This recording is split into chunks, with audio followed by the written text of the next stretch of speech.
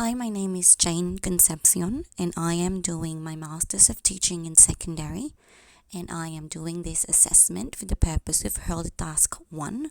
Zach is a Year 10 student and has above average intelligence and loves being the class clown. His work is below average and he comes from a home that doesn't value education. He loves making wisecracks and getting his mates to laugh. He is a very skilled skateboarder and spends hours each day perfecting his routines. He is deemed as the leader of the influential skateboard cliché in the school. However, I was given two situations. The first one is Zach arriving late for period 1 as he came straight from the nearby skate park, and situation 2, he did not hand his homework. These are in-classroom issues that will be dealt in firsthand. As part of the scenario, I was also tasked to think about what to do for suspected use of illegal drugs. This will be tackled separately later in the slides. As an aspiring pre-service teacher, this scenario can be intimidating. However, I choose to break things down, as you previously seen, and I intend to take cautious steps as follow.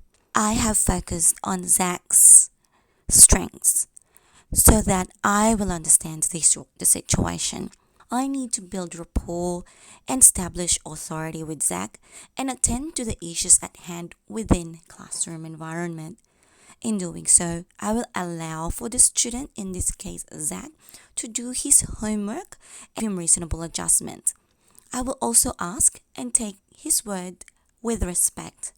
And in regards to the out of the classroom issue, I will need to refer the matter to the learning and support team, to the assistant principal, or to the principal as per the guidelines of New South Wales Department of Education. There are way too many students that are stereotyped and generalized for the purpose of making it easy for the teacher or as a damage control strategy.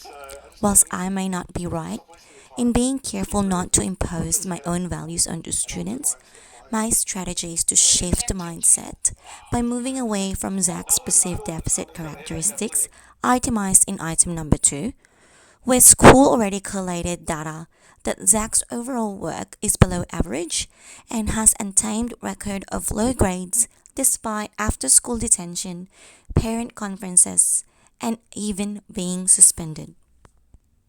Therefore, theoretical approaches and differentiated teaching approach is applied. And in saying that, the number one theory that I've chosen is the behavior approaches to classroom management, which is also supported by the democratic discipline management. Also chosen is the dealing with more challenging behavior, where the New South Wales Department of Education actually employed the New South Wales behavior strategy this year in 2021. I have also chosen the standards, which is knowing the student and how they learn and creating and maintaining supportive and safe learning environment in order to deal with this scenario.